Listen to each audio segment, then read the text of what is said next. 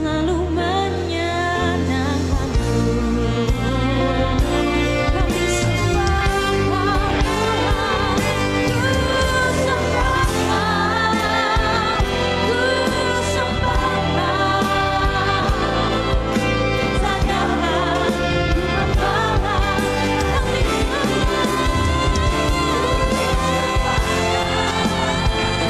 sembah Kau Bapa, ku rindu selalu menyenangkanmu. Kasih tepuk tangan yang dahsyat buat Tuhan Yesus.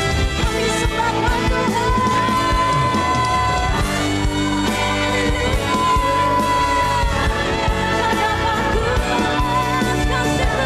membalas kasih-Mu, ku membalas kasih-Mu.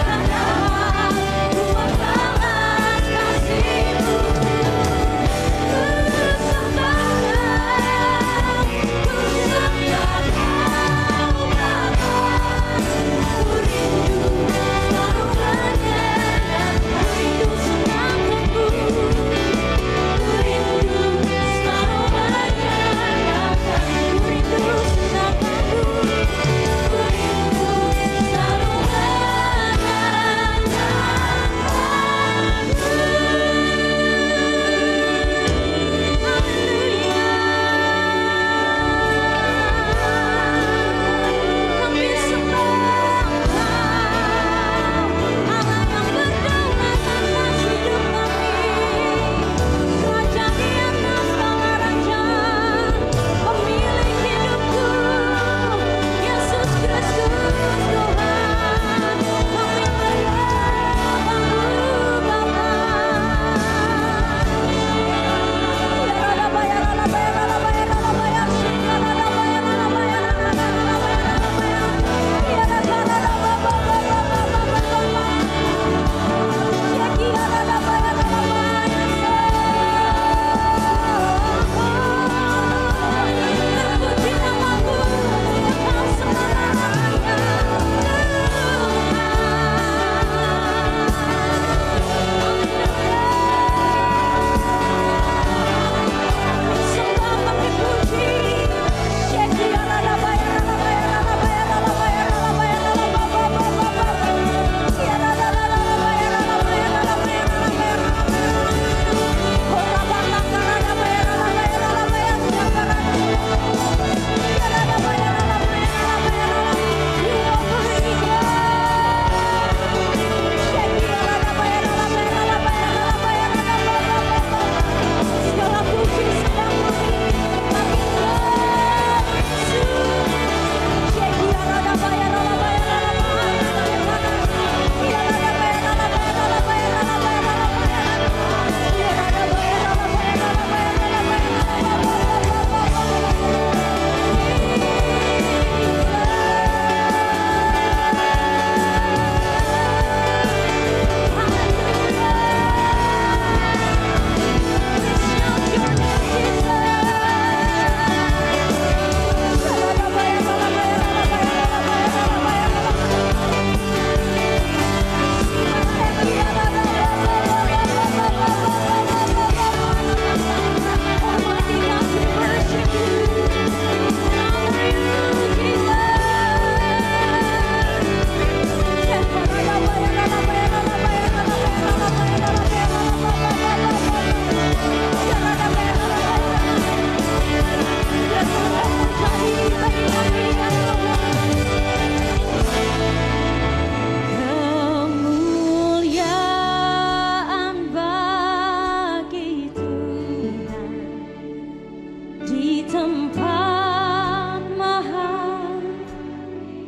Raja di atas segala raja hadir di tempat ini.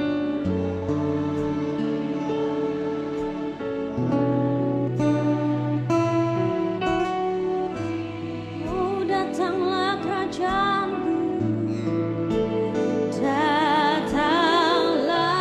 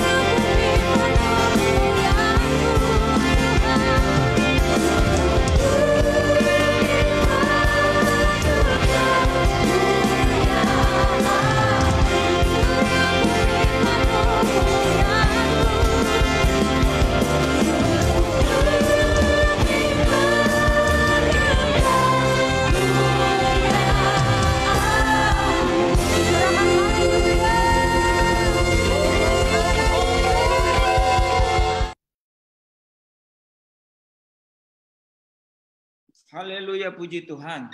Seluruh bumi Tuhan, seluruh bumi kemuliaan-Mu. Amin.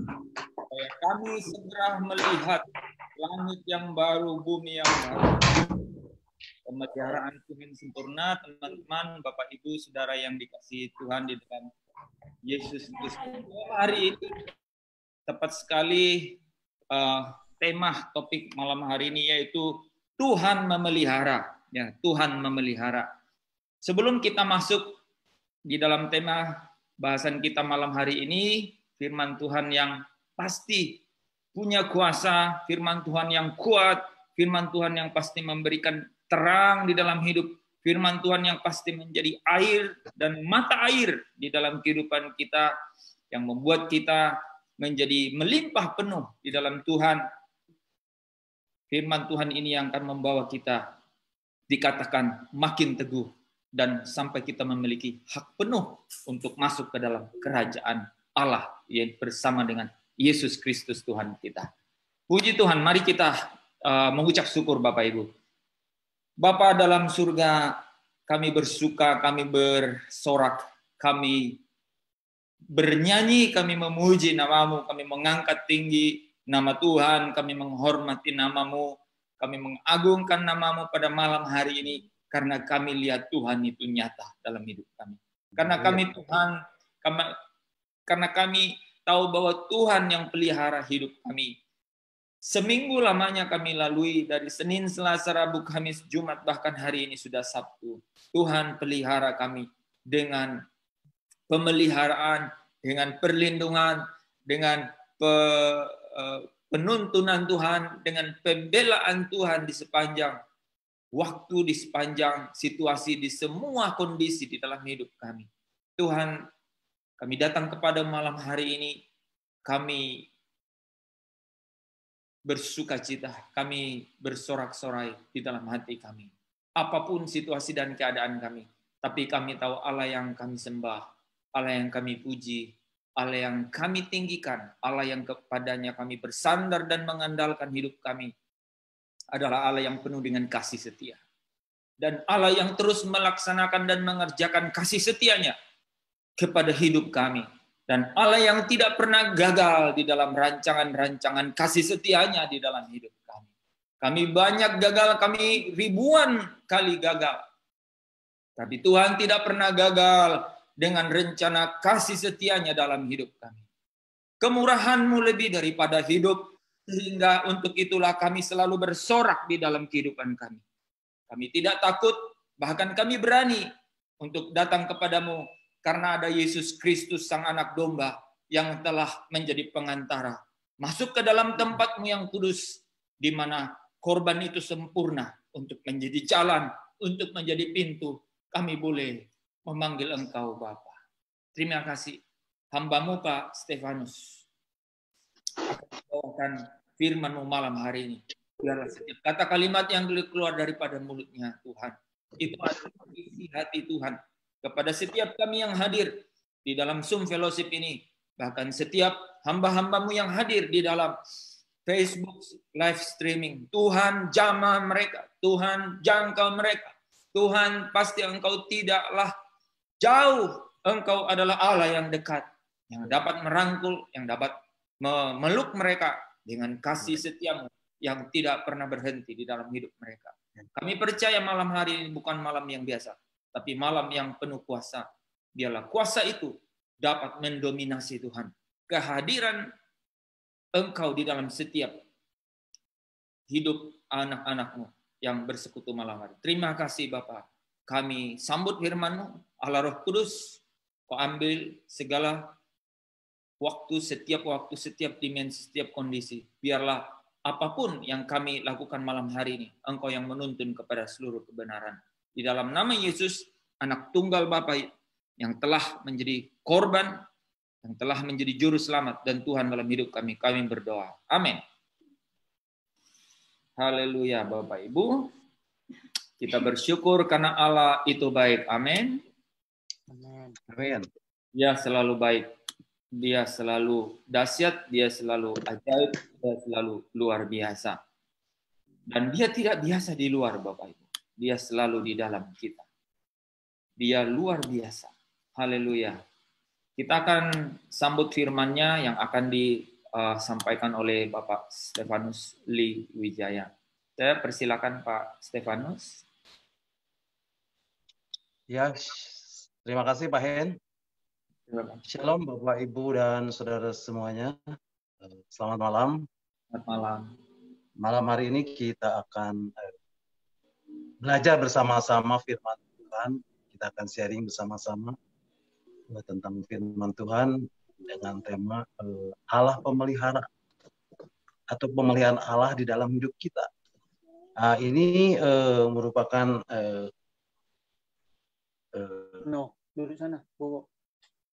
merupakan lanjutan dari kasih tak bersyarat yang pernah saya sampaikan.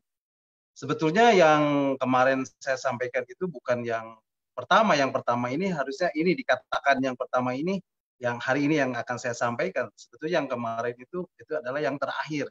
Tapi Tuhan ingin sampaikan itu untuk disampaikan terlebih dahulu.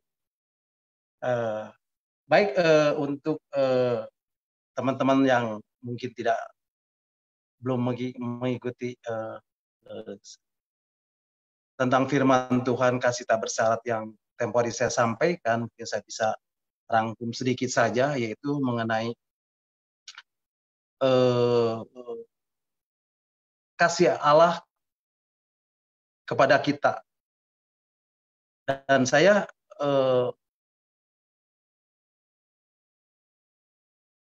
memberikan satu perumpamaan yang sudah tidak asing lagi, yaitu tentang anak bungsu yang hilang di situ. Bagaimana Tuhan menyatakan betapa dalamnya kasih-Nya kepada kita. Dibahas tentang perumpamaan anak yang hilang, di mana sebetulnya kata Pain bukan hilang, memang ada, tetapi ya dia yang pergi gitu meninggalkan orang tuanya. Di mana dia meminta bagian warisan kepada orang tuanya, kemudian dia pergi ke satu tempat dan kemudian dia menghabiskan uangnya berfoya-foya di sana, menikmati kesenangannya, menikmati kepuasan dan kenikmatan dunia, sehingga akhirnya habislah seluruh harta yang dia miliki. Dan kemudian di dalam kondisi yang begitu terpuruk, dia menyadari akan keadaannya, bahwa di rumah Bapak ada banyak orang-orang upahan yang hidup dan bisa beroleh makanan, sedangkan dia sendiri di tempat lain, dia tidak bisa memperoleh makanan. Sehingga dia mempunyai satu tekad untuk kembali kepada Bapak. Dan dari jauh, Bapak selalu menunggu anaknya yang pergi untuk datang kembali. Dari jauh, Tuhan selalu menunggu, sehingga satu saat ketika anaknya kembali kepada Bapak, satu-satunya ayat mengatakan Allah terburu-buru datang menyambut anak itu. Dan kemudian dia menyuruh orang-orangnya untuk menyediakan makanan-makanan untuk mengadakan satu pesta buat kembalinya anak bungsu itu. Dan kemudian dia memberikan jubah, memberikan kasut, memberikan cincin yang menjadikan otoritas. Itu yang merupakan satu gambaran betapa dalamnya kasih Bapa terhadap kita, anak-anaknya, yang seringkali kita juga pergi dari hadirat Tuhan. Nah, malam hari ini saya akan menyampaikan firman Tuhan yang ada di dalam,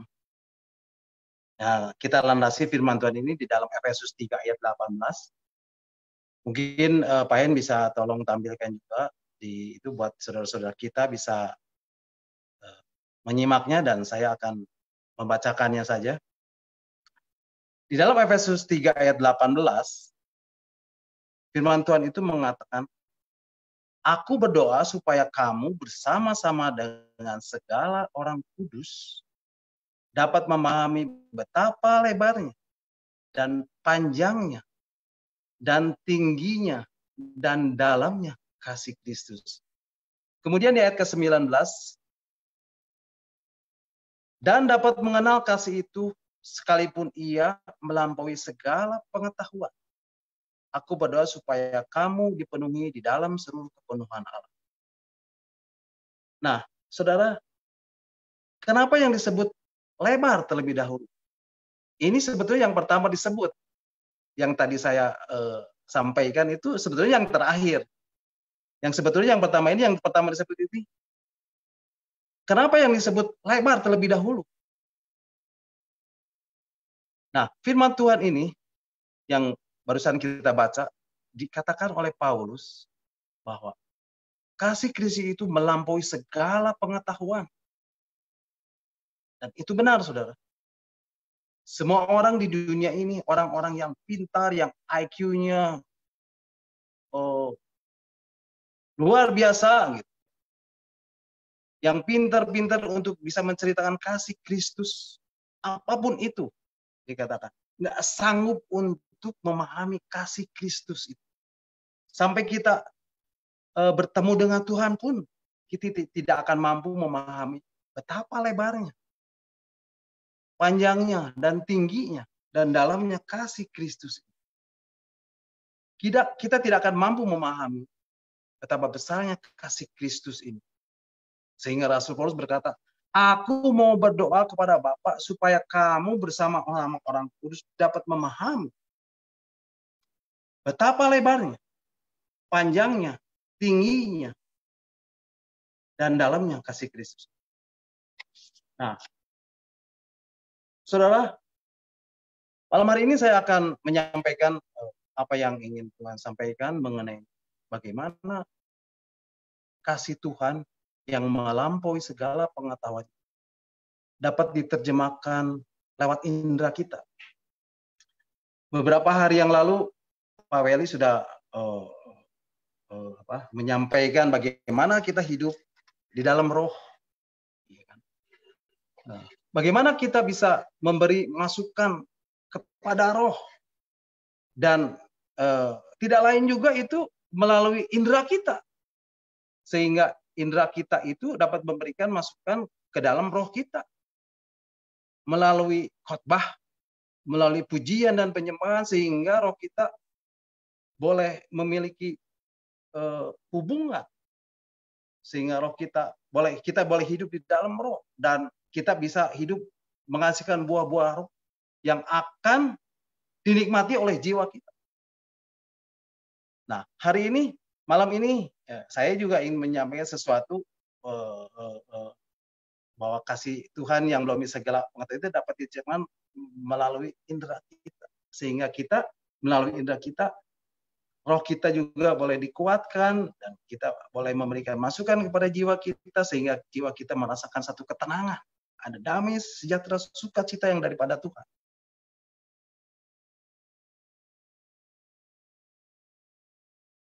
Kita dapat supaya kita dapat mengerti, supaya kita dapat membayangkan bagaimana kasih Tuhan itu. Seberapa lebarnya kasih Tuhan, seberapa panjangnya, seberapa tingginya, dan seberapa dalamnya kasih Kristus itu. Dan dikatakan kenapa lebar, dikatakan terlebih dahulu, ditulis terlebih dahulu. Apa yang dimaksud dengan lebar? Nah, maksudnya dari lebar ini adalah bahwa kasih Kristus itu, bahwa kasih Allah itu, bahwa Allah sanggup untuk mengcover seluruh aspek hidup kita. Apa yang menjadi aspek hidup kita? Ada banyak aspek hidup kita. Rumah tangga kita, keuangan kita, pekerjaan kita, bisnis kita, usaha kita, kesehatan kita, hubungan sosial kita, pelayanan kita. Nah, malam hari ini kita akan belajar mengenai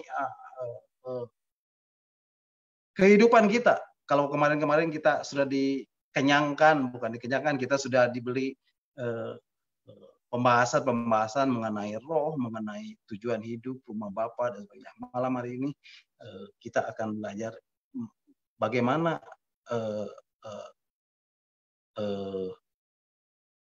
firman Tuhan itu nyata di dalam kehidupan kita. Yang akan menjadi satu belief system. Kalau Pak Hin bilang belief systemnya itu satu keyakinan. Satu keyakinan untuk kita boleh memegang teguh firman Tuhan itu. Dan meyakini akan firman Tuhan. Dan meyakini bahwa Allah itu adalah Allah yang memelihara kita. Nah, kenapa dikatakan lebat daun? Karena ini yang paling penting. Yang mengkhawatirkan manusia. Ini yang banyak mengkhawatirkan manusia. Dan hal ini yang paling banyak dipikirkan oleh orang-orang. Dikatakan rumah tangga, keuangan, pekerjaan, bisnis, usaha, kesehatan, hubungan sosial, pelayanan. Ini dipikirkan oleh orang-orang. Dan ini yang paling mengkhawatirkan hidup kita. Terlebih lagi pada saat sekarang ini. Ketika pandemi COVID terjadi di seluruh muka bumi ini, ada banyak ragam perspektif mengenai COVID-19 ini. Ada banyak pandangan-pandangan manusia.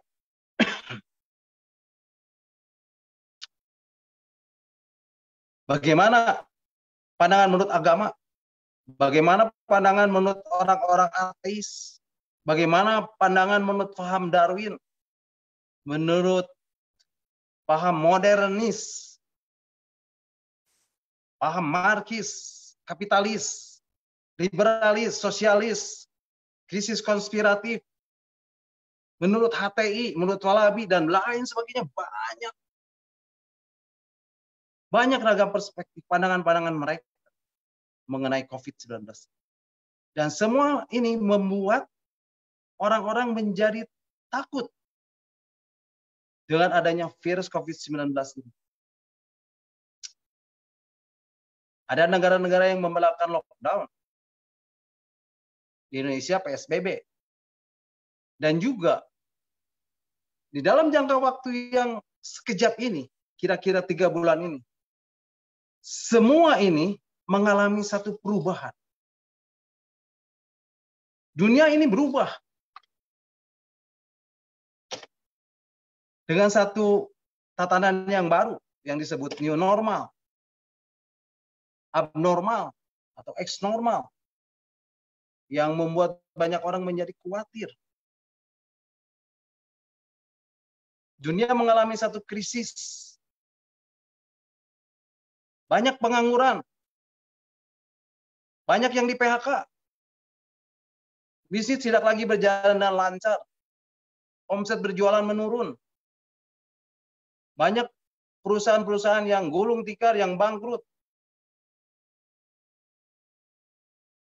Di media sosial dikatakan banyak perusahaan-perusahaan luar negeri yang branded seperti Rolex, Philip Patek, Gucci, Yves Saint Laurent, Adidas, Nike, Pizza, Gamalama, dan banyak lagi perusahaan-perusahaan branded yang lain yang tutup. Karena meskipun setelah COVID ini dianggap kita bisa hidup bersama, tetapi omset perdagangan mereka tetap menurun dan memberikan satu kerugian sehingga mereka give up dan menyerah.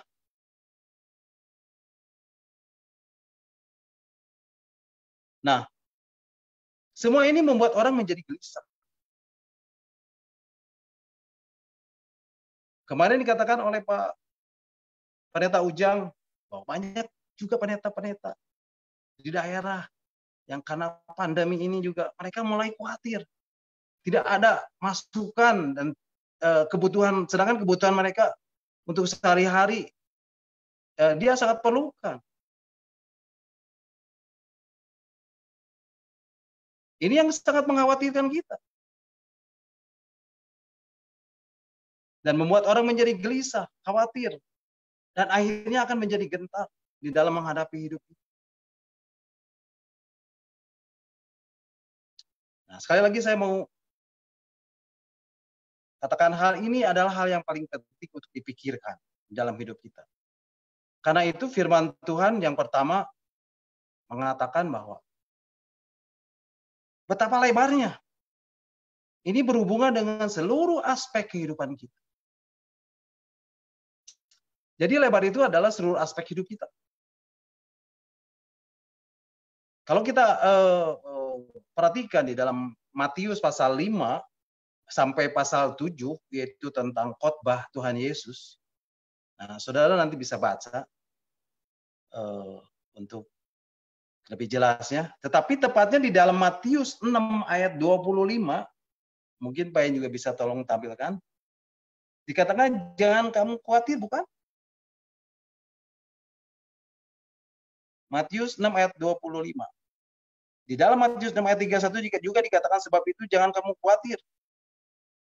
Dan berkata apakah yang akan kamu makan? Apakah yang akan kamu minum? Apakah yang akan kamu pakai? Tapi di dalam Matius 6 ayat 25 dikatakan karena itu aku berkata kepadamu janganlah khawatir akan hidupmu. Akan apa yang hendak kamu makan atau minum.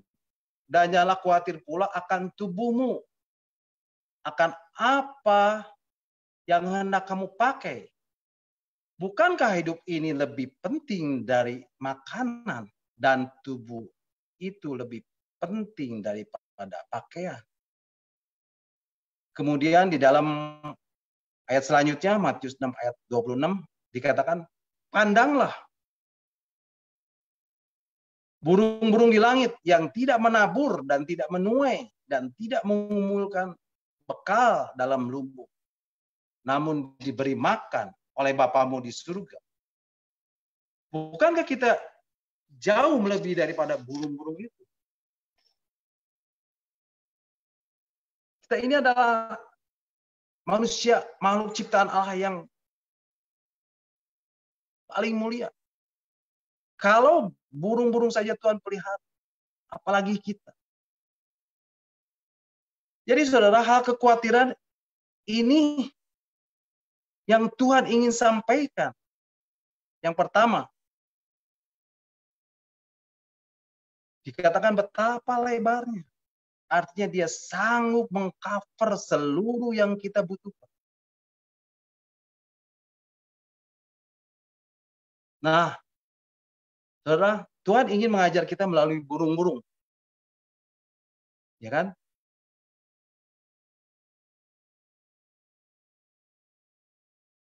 Tadi dikatakan di dalam perjanjian baru. Di dalam perjanjian lama pun kita diajar lewat seekor burung. Melalui seekor burung dan khususnya dikatakan burung gagak. Di dalam Mazmur 147 ayat 9, ya, Pak In boleh bantu untuk ditayangkan. Di situ dikatakan bahwa dia yang memberi makanan kepada hewan, kepada anak-anak burung gagak yang memanggil-manggil. Mazmur 147 ayat yang 9. Demikianlah firman Tuhan, dia yang memberi makan kepada hewan, kepada anak-anak burung gagak yang memanggil-manggil. Nah saudara, dia, siapa dia itu? Dia adalah Tuhan pencipta langit dan bumi. Tuhan pemelihara segala sesuatu. Nah, saya nggak bosan-bosan kalau saya selalu berkata, ini adalah sesuatu yang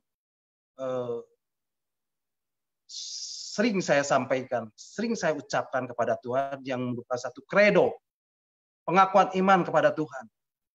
Bahwa Engkau Tuhan adalah Allah pemelihara seluruh makhluk hidup di dunia ini yang diciptakan oleh Tuhan.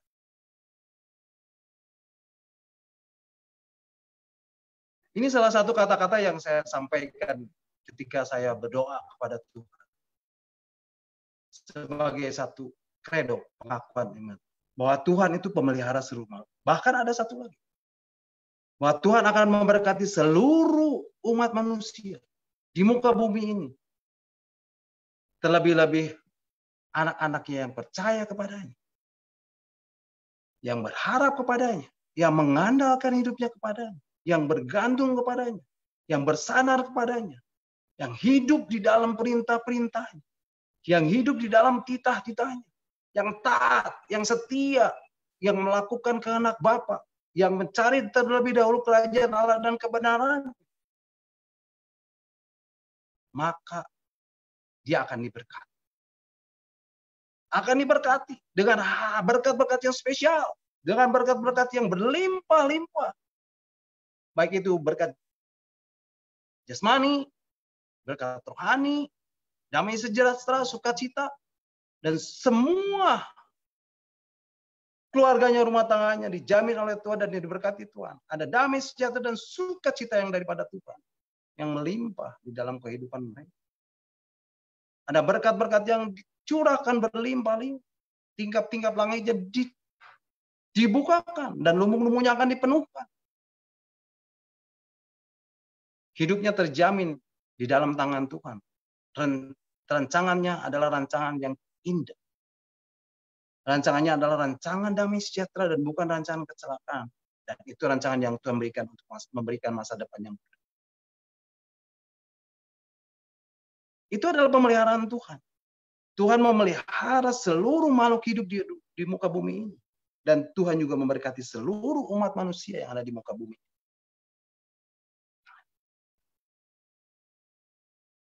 Jadi Tuhan itu dia adalah Tuhan pencipta langit dan bumi, Tuhan pemelihara segala sesuatu. Dia yang memberi makan hewan-hewan dikatakan di dalam Mazmur 147. Lalu dia bilang apa lagi? Memberi makan kepada anak-anak burung gagak yang memanggil-manggil. Tadi di dalam perjanjian baru kita disuruh belajar kepada burung-burung. Di Mazmur 147 ayat 9 kita disuruh juga belajar kepada anak-anak burung. Anak-anak burung pun dia kasih makan, Tuhan kasih makan. Dikatakan di dalam Mazmur 147. Lalu dia bilang apa lagi? Burungnya burung gagak. Kenapa Tuhan beri contoh burung gagak? Ada saudara yang pelihara burung gagak? Nggak mungkin kan? Nggak ada orang yang pelihara burung gagak. Kenapa nggak pelihara burung gagak? Karena burung ini jelek. Suaranya pun jelek.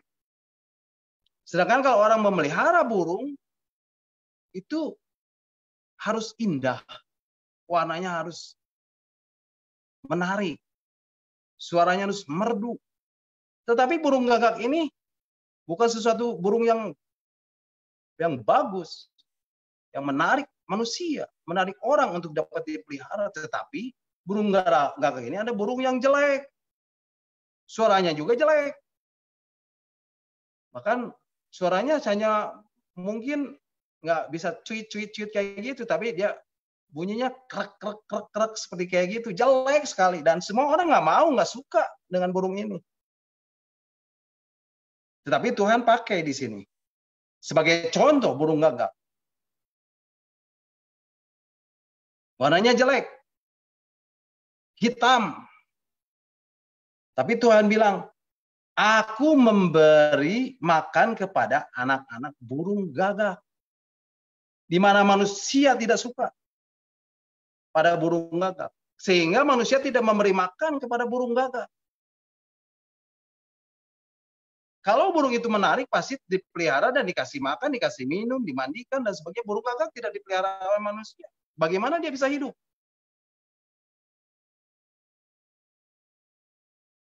Tidak dikenaki orang. Bahkan dibenci orang. Dikesampingkan oleh orang. Tidak dipandang oleh orang. Tidak dipandang manusia, tidak dipelihara. tetapi dipelihara oleh Bapa di surga. Terlebih lagi kita sebagai anak Tuhan, Dia pasti akan memelihara kita. Karena kita adalah makhluk ciptaan yang mulia, melebihi daripada segala sesuatu. Nah, ada apa lagi dengan burung gagak ini?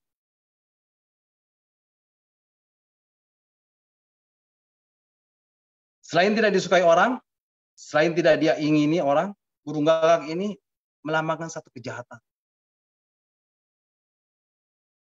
Bapak Ibu mungkin masih ingat ketika kita masih kecil dulu, kita sering kali diceritakan dengan dongeng-dongeng gitu ya, dongeng-dongeng sebelum tidur, Snow White, ya seperti kayak gitu. Atau apapun juga, cerita apapun juga. Nah, selalu dikatakan bahwa kalau ada nenek sihir, di situ pasti ada burung gagak. Jadi burung gagak ini melambangkan satu hal yang mistis. Dan melambangkan satu kejahatan. Nah, selain itu, burung ini pun dihubungkan dengan hal kematian. Kenapa Tuhan bilang burung gagak? Karena Tuhan mau katakan sesuatu. Di dalam perjanjian lama, di dalam 1 Raja-Raja, pasal 17, ayat 1 sampai 6, ini cerita tentang Nabi Elia. Bisa mungkin Pak Hen tolong ditayangkan 1 Raja-Raja, pasal 17, ayat 1 sampai 6.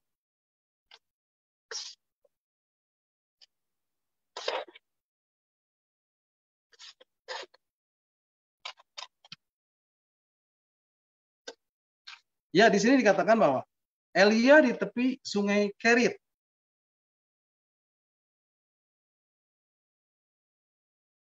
Satu Raja-Raja 17 ayat 1 sampai 6. Lalu berkatalah Elia orang Tisbe dari Tisbe Gilead kepada Ahab, demi Tuhan yang hidup, Allah Israel yang kulayani, sesungguhnya tidak akan ada embun atau hujan pada tahun-tahun ini, kecuali kalau kukatakan. Kemudian datanglah firman Tuhan kepadanya, pergilah dari sini. Kemudian datanglah firman Tuhan kepadanya, kepada Eli, pergilah dari sini, berjalanlah ke timur dan bersembunyilah di tepi sungai Kerit di sebelah timur sungai Yordan. Engkau dapat minum dari sungai itu dan burung-burung gagak telah kuperintahkan untuk memberi makan engkau di sana. Lalu ia pergi dan ia melakukan seperti firman Tuhan.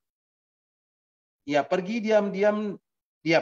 dan diam di tepi sungai Kerit di sebelah timur sungai Yordan. Pada waktu pagi dan petang, burung-burung gagak membawa roti dan daging kepadanya, dan ia minum dari sungai Kerit. Nah, ini cerita tentang Elia. Elia dipelihara oleh burung gagak. Burung gagak yang tidak disukai oleh manusia, tetapi bisa dipakai oleh Allah, oleh Tuhan. Dan Elia dipelihara oleh burung gagak. Tadi dikatakan burung gagak tidak disukai, burung gagak tidak disenangi.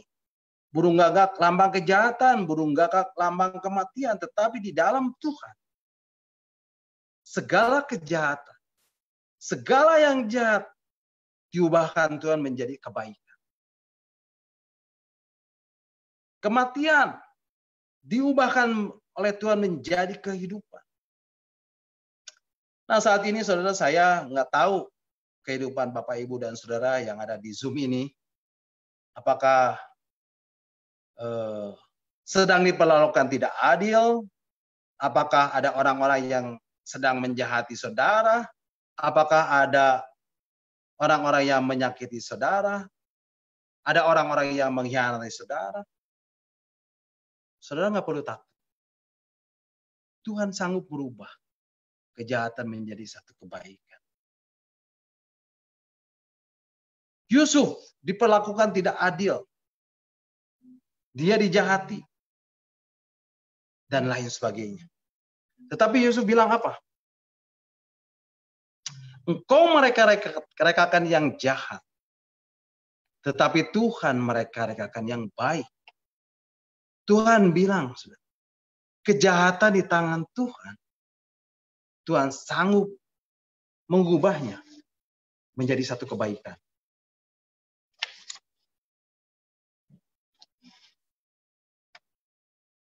Kematian, Tuhan sanggup mengubahnya menjadi kehidupan. Melalui anaknya Yesus Kristus. Kita yang harusnya mati karena dosa. Kita menjadi hidup oleh karena Yesus yang telah mati di kayu salib. Saya nggak tahu apa yang terjadi. Masalah apa yang di dalam kehidupan saudara. Di dalam aspek kehidupan saudara. Apakah itu kesehatan? Apakah itu keuangan? Apakah itu pekerjaan? Apakah itu bisnis? Usaha? Pelayanan? Yang mungkin menjadi masalah, saudara. Tuhan sanggup mengubah kejahatan menjadi baik. Tuhan sanggup mengubah kematian menjadi kehidupan. Nah, saudara, tidak ada lembah yang terlalu dalam bagi Tuhan. Tangan Tuhan tidak kurang panjang untuk menolong. Telinganya tidak kurang peka untuk mendengar doa-doa. Saya nggak tahu masalah apa yang Bapak Ibu alami saat ini. Tetapi biarlah Tuhan yang akan menyatakan kasih-Nya kepada Bapak Ibu dan saudara semua. Dialah Allah memelihara hidup kita. Itulah kasih yang telah dinyatakan kepada kita. Dari awal penciptaan langit dan bumi. Kasih Allah tidak berkesudahan. Seluruh umat manusia yang menjadi gambarannya. Jangan pernah bertindak sendiri. Apapun masalah yang kita hadapi, jangan pernah bertindak sendiri. Yeremia 17 ayat 5 sampai ke 8 dikatakan, Yeremia 17 ayat 5 sampai 8 dikatakan bahwa beginilah firman Tuhan. Terkutuklah orang yang mengandalkan manusia, yang mengandalkan kekuatannya sendiri. Jadi dikatakan ketika kita menghadapi masalah, jangan bertindak sendiri. Firman Tuhan mengatakan terkutuklah orang yang mengandalkan kekuatannya sendiri dan yang hatinya menjauh daripada Tuhan. Ia akan seperti samak bulus di padang belantara. Ia tidak akan mengalami datangnya keadaan baik. Ia akan tinggal di tanah angus, di padang gurun, di negeri padang asin yang tidak berpenduduk. Kemudian ayat 7 dikatakan, tetapi diberkatilah orang yang mengandalkan Tuhan, yang menaruh harapannya kepada Tuhan. Ia akan seperti pohon yang ditanam di tepi air, yang merambatkan akar-akarnya ke tepi batang air, dan yang tidak mengalami datangnya panas terik. Yang daunnya tetap hijau, yang tidak khawatir di dalam tahun kering, dan yang tidak berhenti menghasilkan buah. Nah, saudara, apapun masalah saudara yang saudara hadapi saat ini, ketika saudara mengalami satu ketakutan demi ketakutan yang membawakan kepada satu kegelisahan, satu kekhawatiran sehingga saudara gentar, jangan pernah mengandalkan kekuatan sendiri, tetapi bersandar kepada Tuhan dan berharap kepada Tuhan. Nah, saudara, sebagai ayat terakhir yang akan saya sampaikan malam hari ini, ayat yang tidak asing lagi, yang ini favoritnya Pak Hens, yaitu 2 Tawaris 16 ayat 9a.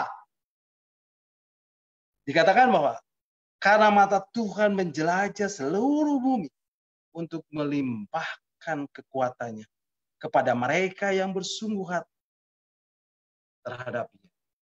Percayalah bahwa Tuhan akan memberikan kekuatan pada kita di dalam menghadapi setiap masalah, setiap persoalan, setiap pergumulan, setiap kesulitan, setiap kesukaran, apapun yang ada di depan kita. Seluruh aspek kehidupan kita, Dia akan memberikan kekuatan. Demikianlah firman Tuhan yang boleh saya sampaikan malam hari ini. Kiranya dapat memberkati Bapak Ibu, Saudara yang ada di Zoom malam hari ini. Silakan bagi Bapak Ibu yang akan menambahkan. Nanti kalau ada pertanyaan mungkin Pak Hen yang akan menjawab. Terima kasih, Tuhan memberkati. Puji Tuhan. Wow. Bapak Ibu, terima kasih ya untuk perhatiannya, untuk dapat terus setia untuk mendengarkan firman Tuhan, karena kita tidak punya dasar yang lain kecuali di dalam firman Tuhan. Dan malam hari ini hambanya Pak Stefanus memberikan kita uraian yang dalam dari setiap ayat firman Tuhan ya, yang kita boleh nikmati, kita boleh dapatkan rhema daripadanya ya. Dan saya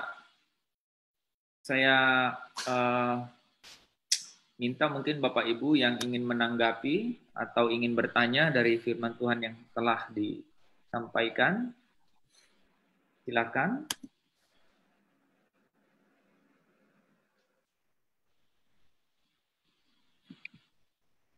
Ya.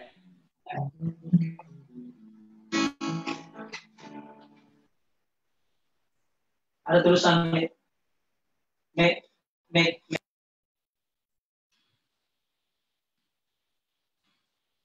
Belum ada? Ya, temanya Tuhan pemelihara. Tuhan pemelihara ya.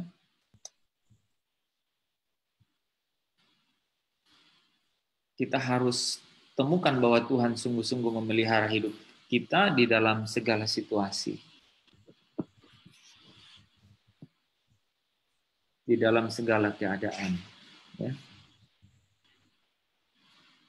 Ada saudara-saudara yang mau berbagi mengenai bagaimana Tuhan memelihara hidup saudara?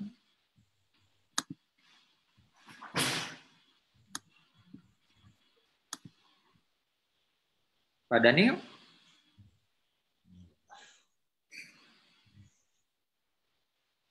Tapi Tuhan terus pelihara ya, Pak Dani. Simbol dia memelihara. Siapa salam-salam dia? Bu Feni, ada Bu Devi, Bu Lani ya, Bu Lani. Bu Sieni, apa kabar?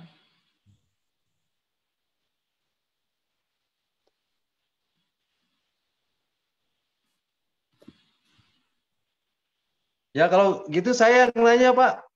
Iya silakan. Ada yang nanya, saya yang nanya. Nah saya mau nanya siapa yang pernah mengalami pemeliharaan Tuhan?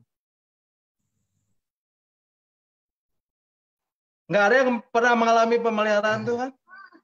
Saya Pak mengalami pemeliharaan Tuhan. Oke, siapa? Apa yang Bapak alami? Oke, sampaikan Pak. Oh iya. Satu ya hal yang menarik itu waktu saya kan secara pribadi itu saya itu berasal dari Sulawesi, dan memang waktu saya mulai giat-giat di dalam Tuhan itu saya punya kerinduan untuk ada beberapa tempat di dalam hati saya yang pengen untuk saya injak, tetapi setelah di Jakarta baru saya menyadari semua Tuhan genapi. Saya mau injak Singapura, Manado, dapat istri Manado. Ke Singapura diajak saudara gratis gitu kan. Dan di Jakarta, Surabaya gitu kan. Itu kerinduan saya waktu saya di Sulawesi, dan tanpa sengaja itu semua tergenapi, dan masih banyak kalau dibilang pemeliharaan banyak. Tiba-tiba saya habis berdoa aja waktu di Sulawesi, amin, lihat handphone ada yang transfer duit. Bicara pemeliharaan Tuhan itu excellent banget, luar biasa. Jadi ketika kita menyadari itu, kita tidak boleh jauh-jauh dari Tuhan, karena kalau di luar Tuhan itu mungkin bisa kita cari, tapi tidak sama dengan firman berkata berkat Tuhanlah yang menjadikan kaya ya. Bukan kaya mungkin secara orang, ya berkat Tuhanlah yang menjadikan kaya, susah payah tidak menambahinya. Jadi kaya ini jangan sampai kita berpikir harus punya Ferrari, punya Alphard. Maksudnya kaya itu, maksudnya kita menikmati berkat Tuhan dalam hidup itu. Ada damai sejahtera, sukacita, itulah kekayaan yang sesungguhnya di dalam Kristus. Karena banyak orang kaya bunuh diri, banyak orang kaya stres, nggak bisa tidur kan, kata Salomo kan. Ada duitnya yang banyak, yang nikmati orang lain kan, pusing nggak bisa tidur katanya kan di Pengkhotbah 3 kemarin dulu kan. Kayak gitu. Jadi kekayaan yang sejatinya itu adalah tentang kerajaan Allah di dalam hidup kita. Jadi bicara pemeliharaan Tuhan itu harus kita saksikan gitu kan, harus kita sampaikan. Jadi saya pribadi kalau dibilang pemeliharaan Tuhan itu sampai hari ini, pemeliharaan Tuhan itu iya dan amin dalam hidup saya. Terima kasih. Puji Tuhan. Ada lagi yang mau sharing mengenai pemeliharaan Tuhan?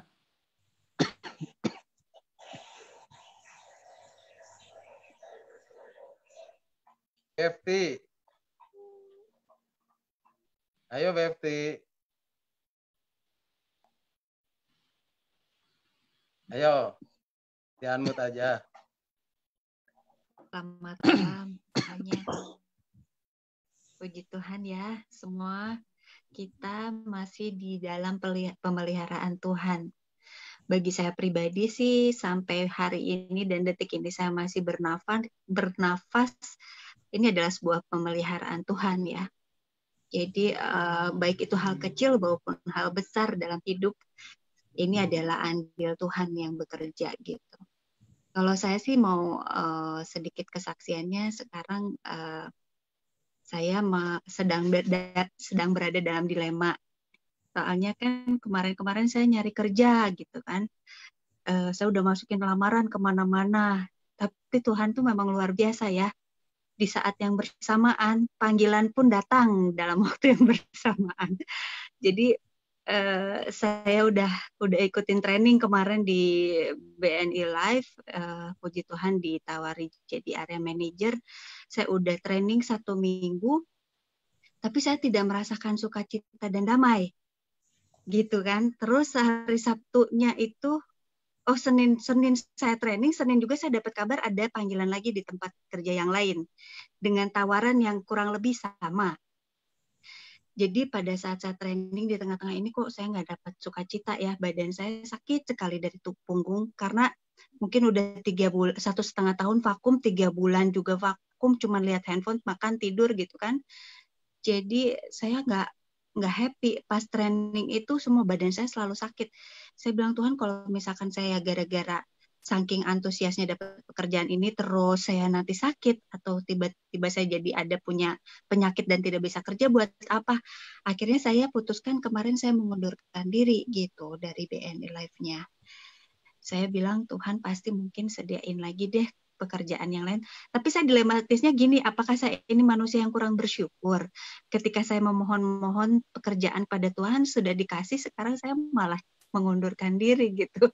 Saya juga agak masih dalam doa sih sekarang ini karena mungkin saya masih punya kesempatan.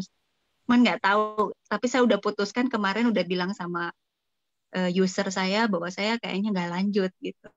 Di satu sisi saya juga punya pemahaman dulu saya pernah ada yang ngomong sama saya, Tuhan itu nggak suka sama orang yang punya profesi kerja di bank atau di bidang hukum gitu kan, karena umumnya orang-orang yang kerja di situ tuh suka licik, terus mempermainkan ya istilahnya tidak damai Tuhan lah di situ gitu. Jadi saya nggak tahu juga nih, mungkin ada yang kasih masukan barangkali dengan pertemuan kita di Zoom ini ada yang bisa memberikan masukan kepada saya. Memang ada tawaran lagi pekerjaan lain ini di luar perbankan, tapi sepertinya ini adalah passion saya. Dulu saya punya cita-cita pengen pekerjaan seperti ini dan sekarang dijawab ada tawaran dan ya mudah-mudahan sih.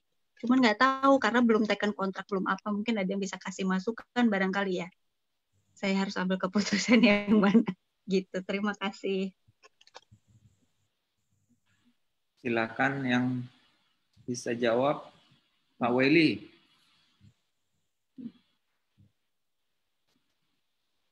Business owner.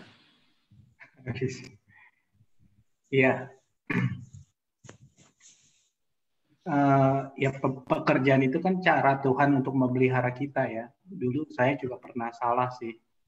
Dulu waktu saya masih bekerja sebagai karyawan, saya menikmati sekali yang namanya gaji bulanan gitu ya. Saya sampai punya kepercayaan hidup bahwa akhir bulan tanggal 30 pasti rekening saya keisi gitu. Ya, jadi pekerjaan itu kan cara Tuhan untuk memelihara kita ya. Dulu saya juga pernah salah sih. Waktu saya masih bekerja. Ya, sorry internetnya nih putus-putus nih. Kedengeran nggak? Oke. Ya, sampai satu kali saya akhirnya terjebak dengan situasi rutinitas itu. Saya lupa berharap sama Tuhan gitu. Saya lupa bahwa gaji itu adalah cara Tuhan memelihara saya, tapi saya malah fokusnya ke gaji. Satu kali dalam keadaan kesulitan, saya itu berpikir bahwa akhir bulan pasti saya terima gaji kan, sehingga saya paksakan diri untuk pinjam uang ke orang lain ya, karena saya janjikan nanti akhir bulan saya akan bayar. Nah, ternyata itu tidak disukai Tuhan karena saya sudah menggadaikan masa depan saya. Gitu. Cara Tuhan didik adalah ketika saya janji nanti bulan depan atau akhir bulan saya bayar, ternyata pas akhir bulan itu kondisi keuangan di kantor tempat saya bekerja tidak memungkinkan. Sampai akhirnya saya gaji itu tertunda karena tidak bisa dibayarkan oleh perusahaan. Di situ saya belajar bahwa kalau Tuhan tidak mengkehendaki, ya pemeliharaannya bisa diangkat dari kita untuk mendidik kita bahwa memang semua karena Tuhan gitu ya. Dan kalau berkaitan dengan pekerjaan ini, ya proses yang Tuhan berikan ke saya itu banyak sekali ya. Jadi saya juga sampai hari ini tuh banyak sekali yang menawarkan untuk saya membantu pekerjaannya atau perusahaannya gitu ya.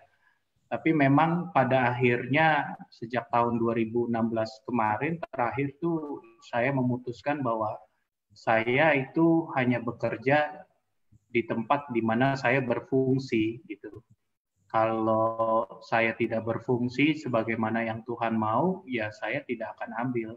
Karena usia saya itu juga memang kan sudah tidak sudah tidak lihat gaji lagi, sudah tidak lihat jabatan lagi gitu. Saya merasa lebih baik cari sesuatu yang berfungsi. Jadi bagaimana hidup saya memberikan kontribusi buat orang lain. Dan hal ini saya pelajari ketika waktu satu kali itu saya pernah mau resign, mengundurkan diri. Tapi Tuhan izinkan pas di awal tahun gitu ya, owner perusahaan saya tuh datangin saya ke ruangan saya tempat saya kerja gitu. Dan say thank you di awal tahun Januari itu, baru mulai tahun yang baru, dibilang thank you ya Well katanya, gara-gara lu nih gitu. Perusahaan ini bisa maju, kemudian bisa bagi bonus gitu. Nah, dari situ saya terbuka pikiran saya bahwa ternyata saya dibutuhkan di perusahaan ini gitu. Dan ternyata saya berguna jadi saluran berkat. Dan itu memberikan satu sukacita tersendiri. Jadi saya nggak jadi resign pada saat itu karena merasa bahwa di tempat yang ini saya berguna gitu. Nah mungkin itu sedikit sih. Nah saya nggak tahu kalau yang Bu Berti itu yang tadi bilang katanya passionnya, nah bidangnya apa? Mungkin tadi Bu Berti nggak ngomongnya, tapi memang enak sih kalau kita kerja di passion yang memang kita mau jalankan gitu. Dulu passion saya ngajar ya. Tapi ternyata Tuhan bawa saya bukan jadi pengajar. Saya pernah jadi trainer lama juga gitu ya. Pernah jadi kerja konsultan juga gitu. Tapi pada akhirnya fungsi saya untuk mengajar tetap bisa saya implementasikan apapun jenis pekerjaan saya. Karena mengajar itu bisa kita implementasikan di mana saja. Nah, mungkin itu sedikit sharing dari saya sehingga saya walaupun passion yang ngajar, kerjaan saya sebenarnya bidangnya bukan mengajar. Mungkin itu sedikit dari saya. Terima kasih, Tuhan memberkati. Terima kasih Pak Weli. Bu Befti yang pertama kenapa resign, Bu? Yang mana nih Pak? Yang sudah resign. Yang sudah apa ya? Ya resign. Yang saya cancel ini, yang lagi training. Iya, saya lagi training tuh kan habis training dikasih tugasnya banyak. Terus nggak ada waktu buat ini kan by Zoom trainingnya. Jadi setelah training itu masih ada lagi tugas-tugas yang ada deadline-nya sampai jam 9 mesti terkumpul, bla bla bla gitu. Jadi tegang dari sekujur punggung saya sampai kepala tuh tegang selama 3 hari berturut-turut. Saya takutnya ya nggak tahu ya kalau orang tiba-tiba terlalu overheat barangkali itu nanti malah bikin jadi penyakit. Jadi yang saya hindari karena saya juga udah sadar umur sih Pak Hens ya. Mungkin akhirnya pada malam ketiga itu saya berdoa, Tuhan masa sih dari umur segini, sekarang udah umur segini saya masih begging cari kerja, mestinya udah punya karir, udah punya settlement satu jenis usaha gitu kan. Akhirnya ya udah saya putuskan untuk ambil pekerjaan yang nggak apa-apa gajinya nggak terlalu besar, tapi setidaknya saya akan senang melakukan pekerjaan tersebut. Jadi akhirnya saya udah ngedilin juga sama yang tawaran yang waktu hari Senin juga ininya apa pekerjaannya di luar perbankan. Basically kan saya perbankan udah hampir 13 tahun saya kan di perbankan. Jadi akhirnya saya putuskan, saya juga kayak flashback gitu waktu saya kerja di bank tuh aduh pressure banget kan, target gitu. Saya ingat lagi jadinya ke masa lalu, even 1,5 tahun saya ngerasa capek nunggu kerjaan, tapi ketika dia tawaran lagi perbankan saya kayaknya udah nggak sanggup deh. Ingat yang masa lalu yang kalau ditarget sampai berdarah-darah, sampai tegang juga sama kepala gitu. Mungkin dari aspek ini dulu Pak Stefanus, kan Tuhan memelihara Pak, Tuhan memelihara. Nah ini kita masih ingat kan Bu Befti kan mungkin 2 minggu lalu, 3 minggu lalu ya ingin ingin ada kerjaan kan, saya masih ingat gitu ya. Nah sekarang ada 2 nih yang datang ya Pak gitu. Dari sisi pemeliharaan Tuhan. Nanti saya akan jawab mengenai pilihan gitu ya. Bagaimana memilih. Saya kira saya juga pernah chat Befti ya mengenai itu. Tapi kalau dibilang ini pemeliharaan Tuhan, sejauh mana pemeliharaan dan sejauh mana itu juga apakah segala sesuatu yang kemudian datang mencukupi hidup kita jadi pemeliharaan Tuhan ya? Ya betul sekali Pak Hens. Jadi saya memang berpikir ke situ juga. Pemeliharaan Tuhan ini, bentuk pemeliharaan Tuhan yang diberikan kepada saya ini kan sepertinya Tuhan tuh ingin saya memilih gitu kan. Tapi kan ya itu tadi saya bingung kenapa in the same time dia kasih waktunya tuh pas timingnya sama gitu. 2 langsung disuruh milih salah satu. Itu yang bikin saya jadi dilema gitu. Saya yakin salah satu dari pekerjaan itulah yang akan menjadi berkat buat saya nanti gitu kan, dimana saya bisa bekerja sambil bisa memuliakan nama Tuhan. Itu kan juga adalah salah satu misi saya juga. Nah kalau di bank saya kayaknya nggak bisa deh untuk bisa itu karena waktunya pasti akan jadi lebih ke porsir, lebih fokusnya ke kerjaan. Jadi nanti saya ibadahnya jadi berkurang. Pasti udah kebaca deh gitu. Seperti itu. Keren tuh Pak Stefanus. Pak Stef, silakan. Ya. Ya, berbicara mengenai pemeliharaan Tuhan itu ya kalau lihat kasusnya dari Befti, Tuhan itu tidak akan memberikan satu pekerjaan yang akan menjadi beban. Kalau itu sesuatu yang menjadi beban, itu tidak akan mendatangkan sukacita, tidak akan damai sejahtera. Dan itu adalah sesuatu yang saya percaya itu sesuatu yang tidak dikehendaki Tuhan. Tetapi yang penting begini, Mbak Befti. Yang penting bagaimana kita mempunyai satu hubungan yang intim dengan Tuhan, dan kita boleh selalu berserah dan bertanya kepada Tuhan, Tuhan, apa yang harus saya lakukan? Apa yang harus saya lakukan? Nah, ketika kita bisa mempunyai hubungan, dan Tuhan itu akan memberikan satu jawaban. Jawaban itu bisa melalui tidak mungkin secara langsung seperti kayak gitu. Bisa melalui hambanya, melalui firman Tuhan, kemudian melalui nasihat-nasihat dari siapapun yang ada di sekitar. Tetapi yang mendatangkan satu sukacita. Dan Tuhan tidak menghendaki bahwa kalau memang pemeliharaan Tuhan itu kalau kata saya dikatakan bahwa itu bukan pemeliharaan Tuhan kalau ketika kita mengalami satu akhirnya akan mengalami sesuatu yang menjauh daripada Tuhan. Tadi dikatakan Befti bahwa ketika nanti kalau masuk di dalam satu perbankan, pekerjaan perbankan tadi akan menyita waktu banyak, dan juga akan mengorbankan Tuhan, yaitu untuk lebih dalam lagi untuk kita dapat belajar bersama-sama mengenai, sehingga waktu itu memang sengaja ditawarkan, pekerjaan itu ditawarkan, sengaja ditawarkan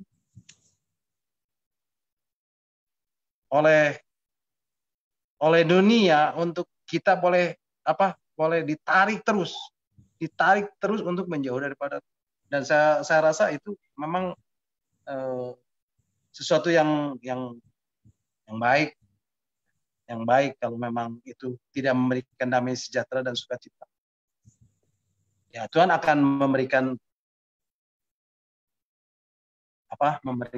sesuatu yang lebih berharga. Dan memang itu tidak akan dihitung dengan sesuatu nilai fisik uang.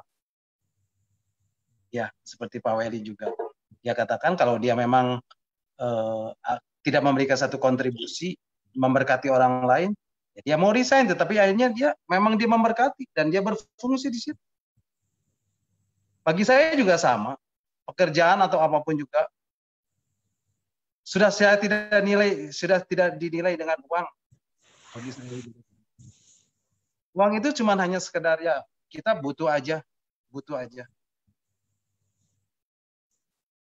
Karena berapapun juga kita, kalau kita nilai dengan uang,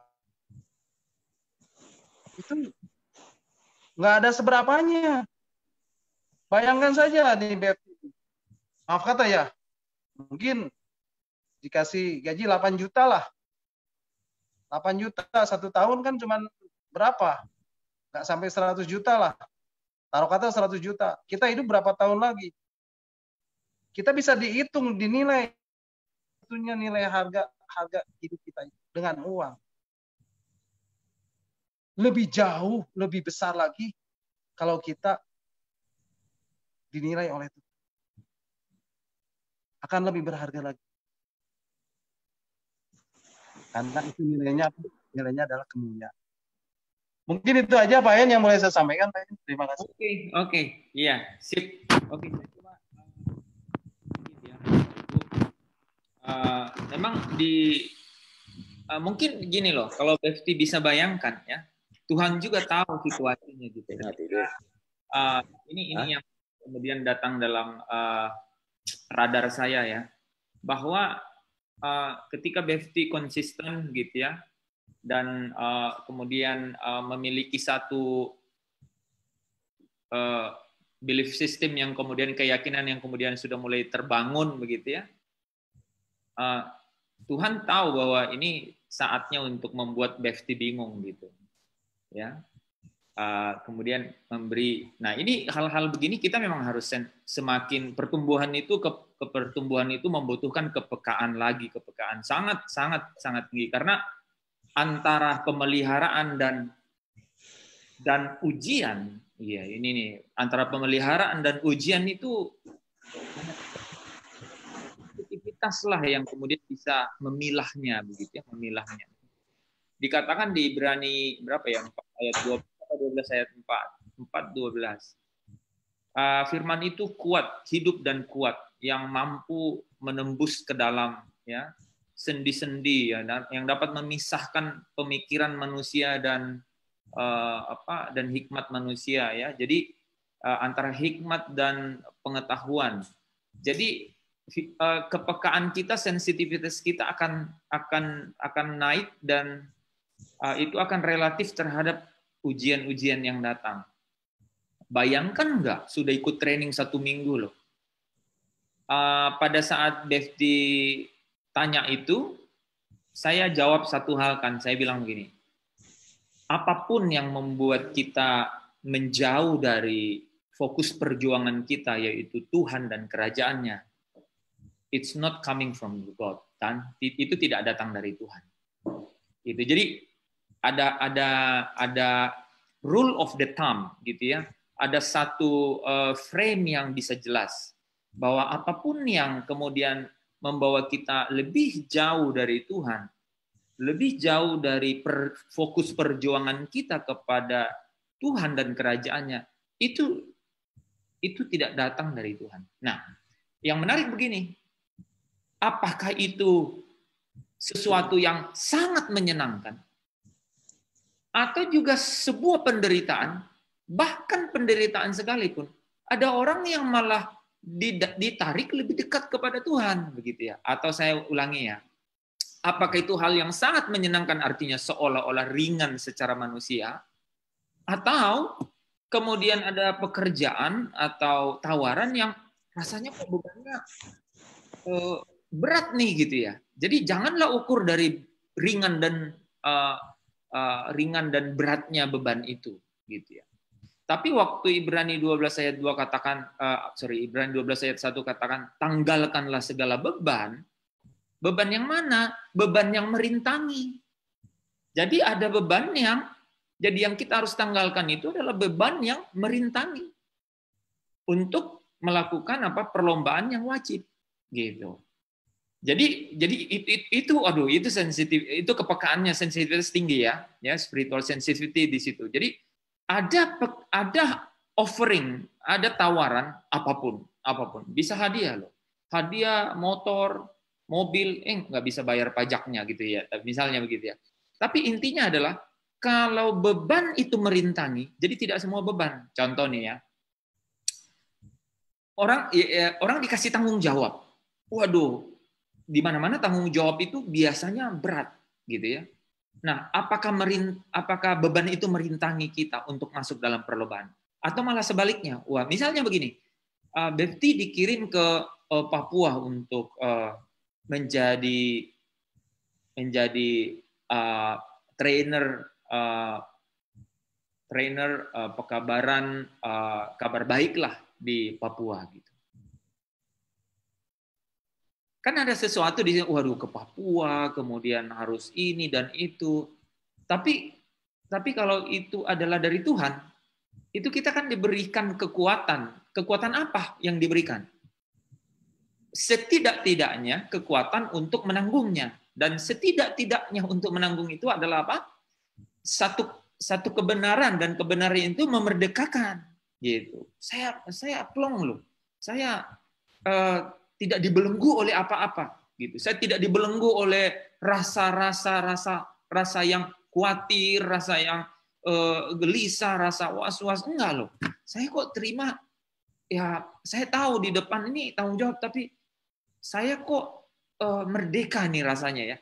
Ditambah lagi saya ini sukacita untuk melakukannya. Saya damai melakukannya. Itu ya. Jadi beban itu ada, tapi beban itu tidak merintangi untuk masuk ke dalam perlombaan. Nah, dalam hal pekerjaan tadi, waktu itu kan saya jawab ke Befti, apa yang menjauhkan kita dari Tuhan dan kerajaannya, gitu. Ya, atau yang kemudian membuat kita nikmat dengan segala sesuatu itu, dan kemudian akhirnya enjoy dengan segala sesuatu itu, dan kemudian bersahabat dengan segala sesuatu, dan kemudian jadi jauh dari Tuhan, itu bukan pilihan. Itu bukan pilihan. Nah, tadi saya kira Befti udah sampai pada satu poin kan, bahwa oh iya saya dan begini, dan hal yang paling mudah untuk mengukurnya Bapak Ibu sebenarnya di 1 Yohanes 3 ayat 16 kan, 1 Yohanes 3 ayat 16 ya, yang bilang bahwa demikianlah kita bagaimana kita mengasihi Allah, yaitu memberikan nyawa kita kan. Kalau dalam bahasa Inggrisnya itu lifetime. Bicaranya mengenai waktu sebenarnya gitu ya, karena artinya tidak harus, artinya bukan mengenai nyawa kita, karena nyawa kita nggak ada harganya apa-apa kan gitu ya. Harganya itu karena pengorbanan Tuhan gitu ya. Tapi sebenarnya waktu, komitmen waktu. Nah, tadi itu menarik kalau dibawa ke situ. Jadi pada saat kita bilang iya ya, saya nggak bisa memuliakan Tuhan gitu ya, dengan kesita waktu deh. Nah, itu cara-cara untuk memutuskan. Gitu. Karena udah tahu kan, kita nih punya fokus, dan fokusnya namanya perjuangan. Kita nggak punya fokus yang lain. Fokus kita adalah perjuangan. Fokus kita adalah perlombaan. Gitu. Kita nggak punya fokus lain. Gitu. Mudah-mudahan dalam pertemuan keberapa hari ini, 89 Bapak Ibu semakin tidak lagi merasa hambar menerima kata-kata seperti ini, tetapi malah merasa semakin diteguhkan. Saya selalu ingat ya 2 Petrus 1 ayat 10 dan 11 itu. Kata-kata yang menurut saya punya sesuatu yang sangat bermakna, karena dikatakan bahwa hendaklah sungguh-sungguh engkau di dalam panggilan dan pilihanmu, makin teguh. Terus ayat 11-nya bilang, supaya kamu menerima hak penuh untuk masuk kerajaan. Jadi seperti ada sesuatu yang diwakili dalam satu kata, perjuangan dan perlombaan. Gitu kan? Nah, berapa lama lagi kita hidup? Katakanlah masih 60 tahun. Apakah cukup untuk membuat hak penuh masuk ke dalam kerajaan? Gitu. Apakah cukup untuk makin teguh untuk dapat hak penuh untuk masuk kerajaan? Apakah cukup? Ya kan? Nah, jadi memang kita nggak punya pilihan. Gitu. Pilihan kita adalah focus on your own race. Fokuslah kepada perjuangan kita masing-masing, di mana Tuhan menetapkan untuk kita masing-masing. Begitu. Nah, nggak boleh, nggak bisa ditoleransi dengan apapun, nggak boleh ditukar dengan apapun, nggak bisa kan ditukar. Nah, jadi dia yang menjadi kemudian kalibrator, ya. Kalibrator itu adalah referensi untuk mengkalibrasi, gitu. Jadi apapun saya harus uji dengan standpoint, dengan satu titik berdiri saya, gitu ya, bahwa kalau itu menggeser saya dari fokus perjuangan untuk makin teguh akan pilihan dan panggilan saya, supaya saya menerima hak penuh untuk masuk kerajaan, I will live it.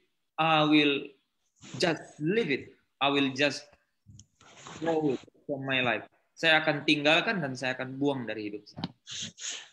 Kalau saya memilih seperti itu, Tuhan sibuk dengan seluruh makhluk surga untuk membuat sesuatu yang lain di dalam hidup kita. Pastilah. Bapak Ibu, waktunya adalah waktu Tuhan, tapi waktunya adalah waktu Tuhan.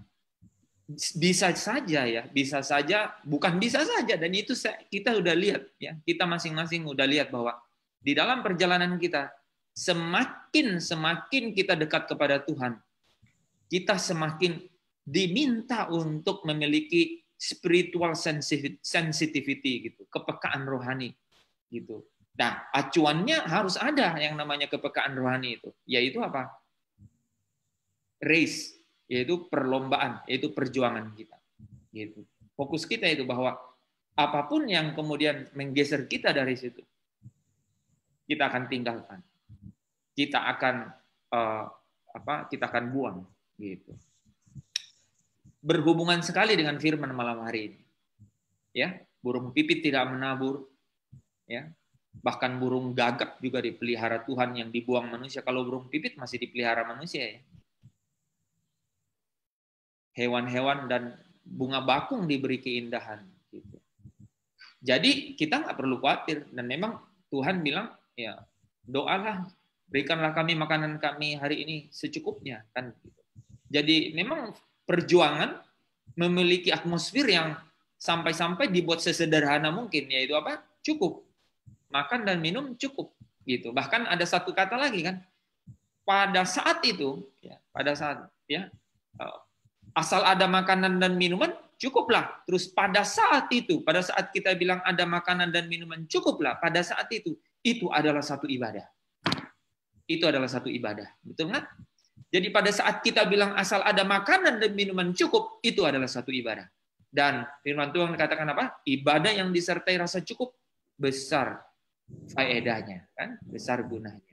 Nah, ketika kita berjalan di dalam positioning seperti itu, kita tuh akan memiliki kemerdekaan, kita akan memiliki sukacita. Damai sejahtera itu menjadi bagian dalam hidup kita sepanjang kita dari waktu ke waktu menghabiskan waktu yang diberikan oleh Tuhan kepada kita. Contohnya tadi pekerjaan, gitu. Jadi pekerjaan datang, kan saya bilang ke Befti kan, saya bilang apa? Saya kan bilang gini, apa sih supaya saya kan bilang boleh nggak diambil kalau sikapnya bukan karena malas, tetap harus berjuang. Nah kan saya bilang gitu. Jadi jangan juga karena malas gitu ya. Saya lebih terkonfirmasi tadi karena saya mencoba kan, karena itu jawaban saya sebelum jawab juga saya berdoa. Nah saya waktu Befti bilang, ya rasanya saya nggak memuliakan Tuhan, itu kuncinya. Kalau kita merasa bahwa ini tidak memuliakan Tuhan, just leave it. Tinggalkan, karena harga yang pilihan, harga untuk pilihan itu Tuhan hargai. Nggak tahu berkali-kali lipat seperti apa di surga. Dan you cannot challenge God, gitu ya. Kita nggak bisa menantang Tuhan dalam hal baik, berbuat baik, nggak bisa. When you do 1 mile, Firman Tuhan bilang lakukan 2 mile, tapi mungkin Tuhan akan lakukan 7 times 7 times 7 times 7. Jadi 7 kali 7 kali 7 kali 7 gitu. Jadi hal-hal seperti itu yang kita tingkatkan dalam kepekaan spiritual gitu ya. Good choice, you become good disciple. Jadi murid yang bagus karena decision-nya membuat kita bangga ya, bahwa Befti memutuskan itu dengan catatan aku tidak memuliakan Tuhan gitu. Sampai jam 9 gue masih kerjain. Ya gue mana waktu, udah. Time is short, waktu pendek. Putuskan sesuatu. Mungkin setelah itu 5 tahun kemudian baru Tuhan jawab. Doesn't matter. Saya sampai bilang mungkin ada yang dijawabnya di langit baru, mobil baru. Nggak apa-apa juga. Konsisten. Makin teguh. Percayalah, harga-harga yang kita bayar untuk satu pilihan-pilihan untuk tetap fokus kepada Tuhan dan kerajaannya. Kemuliaan yang menjadi hadiah untuk itu manusia tidak bisa gambarkan. Tapi surgalah yang memiliki definisi-definisi yang melampaui pikiran dan perasaan kita untuk hal-hal itu. Ya, nanti kita buktikan sama-sama. Tidak di sini, nanti di sana. Ya, jadi lanjutkanlah. Tetapi saya mau tambahin yang terakhir. Ini kayaknya udah hobi gue banget, gitu. Be careful, be careful. Saya pernah dalam posisi seperti itu. Tahu nggak? Mungkin beberapa saudara-saudara sini tahu. Saya nggak pernah melamar kerjaan, gitu. Saya nggak pernah seumur hidup nggak pernah melamar. Saya malah pernah kerja di beberapa perusahaan dalam waktu yang bersamaan. Jadi dapat income 2-3 kali gitu. Saya pernah naik gaji dalam 1 tahun itu 5 kali kalau nggak salah, 4 kali. 1 year. Di Astra loh, di perusahaan Astra. Sebesar itu. Nah, jadi pernah ada dalam masa yang enjoy itu. Tetapi saya ingat masa-masa itu adalah masa-masa yang tidak fokus kepada perjuangan hidup saya. Gitu. Saya menghargai pelayanan dengan saya bayar pelayanan itu. Ya, artinya duit saya gitu. Pokoknya duit saya udah saya kirim, udah selesai. Seolah-olah seperti itu. Dan nggak ada, saya nggak ngerti kata-kata perjuangan dalam hidup. Nggak ada. I don't have race at all. Saya nggak punya race sama sekali waktu itu. Nah, jadi saya juga nggak langsung menjudge nih ya BFT ya, karena pilihan ada di BFT anyway gitu ya. Jadi maksud saya gini, wah kayaknya itu udah it's really my hobby kan gitu ya. Nah, be careful gitu ya, be careful, ujilah apapun. Aku udah punya race dan apapun yang kalau bisa kan begini, kalau bisa begini nih. Oke, saya suka ini karena kemudian saya punya talent untuk melakukan ini. Tetapi kemudian begini, but gitu ya, but ini adalah yang utama dalam hidup saya. Ini adalah race saya dalam hidup saya. Udah, saya harus fight. Nah, saya pernah buat seminar itu ya, fight in racing. Jadi di dalam race itu pun kita harus fight. Saya pernah loh berenang ya, udah capek tapi hitungannya belum nyampe gitu. Wah, itu fight di dalam race. Gitu. Pernah Bapak Ibu lari maraton? Saya pernah. Ya, lari tapi sebenarnya waduh tenaga udah hampir, sebenarnya udah habis gitu ya. Tapi fight gitu. Nah, fight di dalam race itu ya sekalipun itu hobi gitu ya, sekalipun itu hobi. Nah, contoh kan dalam lari itu kita senang tuh minum air kan. Kita pikir nih, minum nih sebanyak-banyaknya, padahal itu kan nggak boleh kan. Minum sedikit untuk tenggorokan supaya nggak kering. Tapi kalau minum banyak itu mengurangi ini kan kegesitan dari kita lari kan. Nah, hobi tadi jangan sampai kemudian menjadi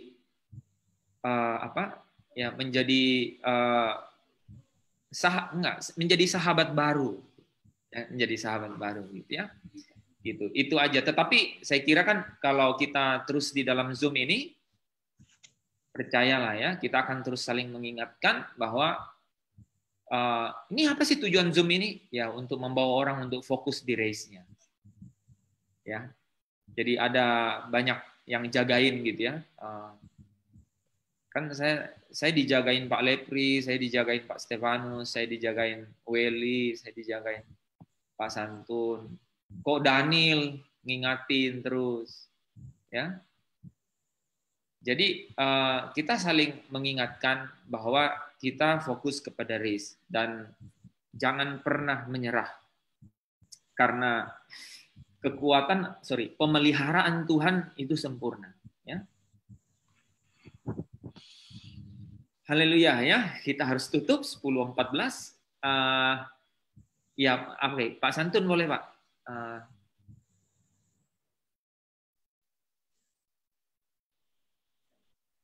Belum kedengaran, Pak.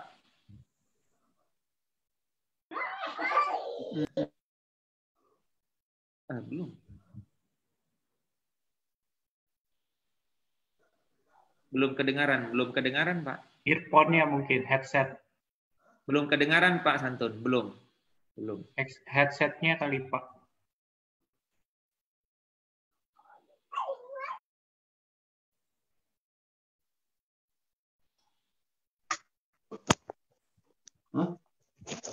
Ya. Halo? Yes. Ya, oke. Oke. Saya ngomong? Nggak usah pakai ini? Udah bisa, Pak. Ini ada gangguan ini, Pak. Ada gangguan tadi. Udah, Pak ya. Terima kasih. Nah, jadi sedikit aja, Pak.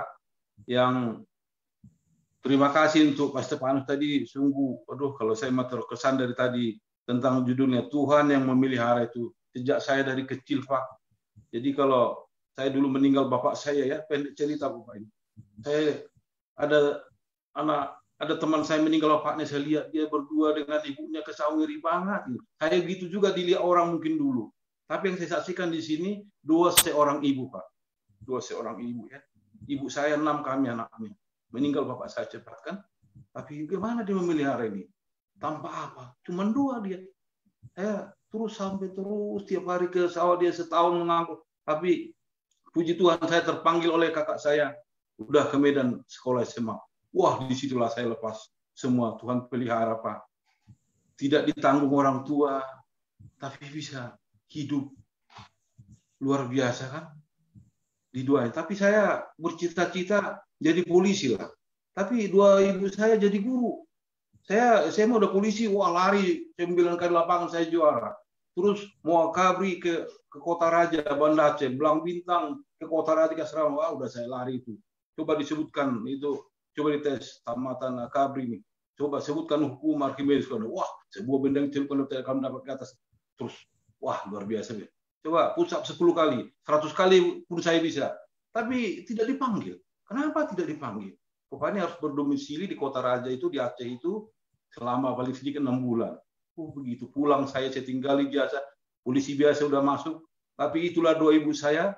Kamu nak jadi guru lah saya. Jadi saya testing guru, lulus. Setelah lulus, kalau guru SMP mah nggak mau lah saya ini, saya tinggali. Tapi kuliah ke IKIP, testing, Sipan Maru, cuman saya yang lolos dari sekolah. Aduh, udahlah jadi guru lah saya.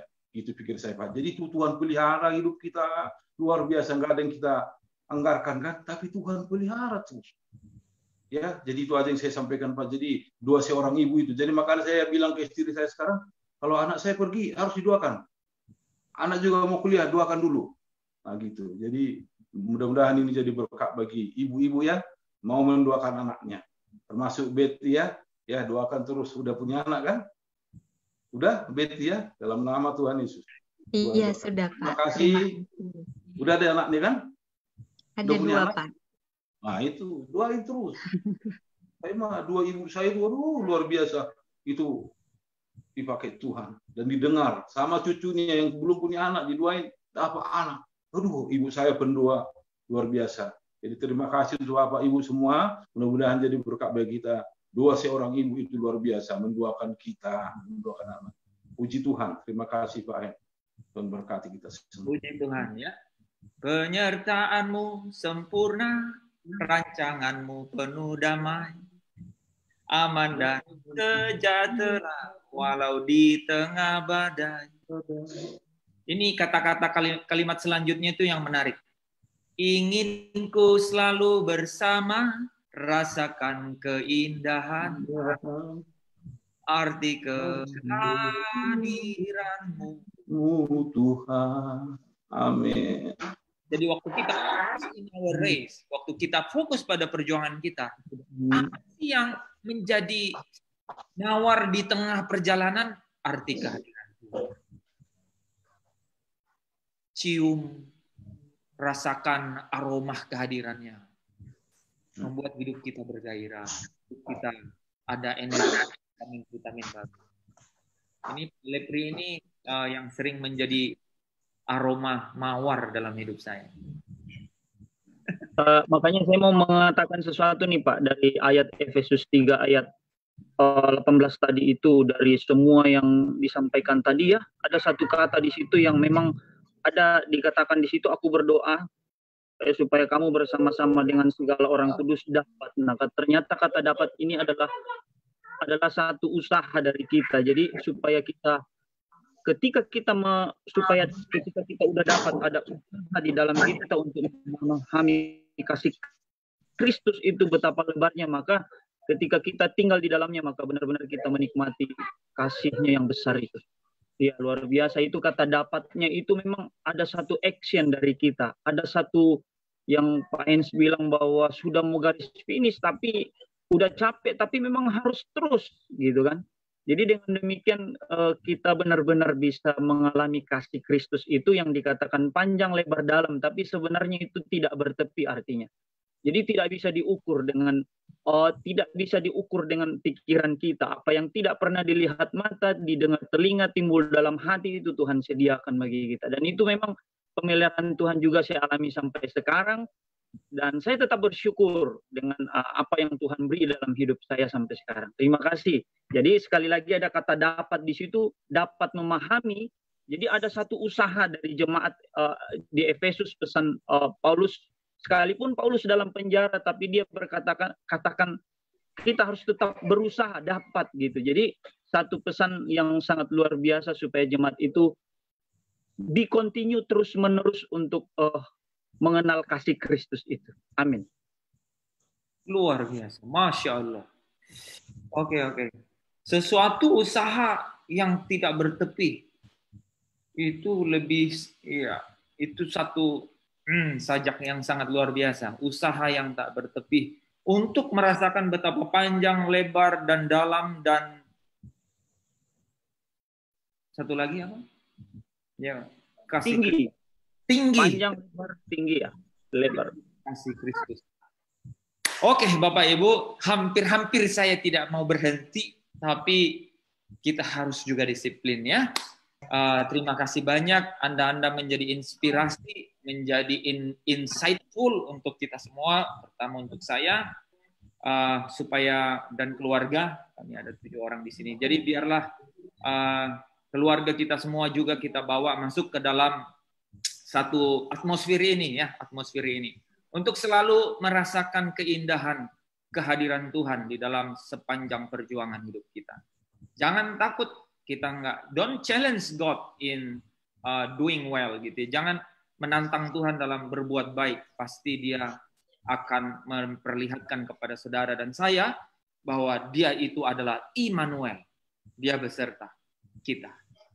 Kami mengucap syukur, kami bersuka, bersorak, kami tak henti-hentinya mengangkat pengagungan kami kepada nama-Mu yang kudus di tempat-Mu yang kudus, yaitu di tahta hadirat-Mu, Bapa di surga. Karena kami tahu, kami percaya bahwa dari sanalah sumber segala sesuatu yang baik, dari sanalah sumber kehidupan kami, dari sanalah sumber kepenuhan hidup kami, dari sanalah sumber pemulihan hidup kami, dari sanalah hidup kami dibawa makin teguh dalam pilihan dan panggilan kami, supaya kami memiliki hak penuh untuk masuk di dalam kerajaan-Mu nanti kelak ketika Engkau datang menjemput kami, membawa kami supaya di mana Engkau berada, kami pun berada. Terima kasih. Di dalam Yesus kami mengucap syukur dan berdoa. Haleluya. Amin.